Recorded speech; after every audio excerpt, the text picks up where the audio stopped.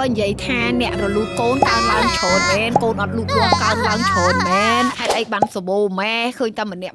មានបញ្ហារឿងរលូតកូនអត់លូតលាស់កូនមានបេះដូងសក់ស្រាប់តែមើលម្ដងទៀតកូនលែងមានបេះដូងហើយវាជាការឈឺចាប់មួយដែលនៅដិតដាមជាប់អារម្មណ៍អ្នកម៉ាក់និងលោកប៉ាដែលមិនអាចរំសាយបាននៅក្នុងវិស័យសុខភាពបន្តពូជបូក6ឆ្នាំនេះបូកអាមុនទៀតប្រហែលជាចូល70ឆ្នាំមិនដឹងបទពិសោធន៍នេះគឺខ្ញុំជួបឆ្អែតឆ្អន់ហើយរួមជាមួយខ្លួនឯងរួមជាមួយនឹងអតិថិជន SP ដែលជួយគាត់មានកូនចា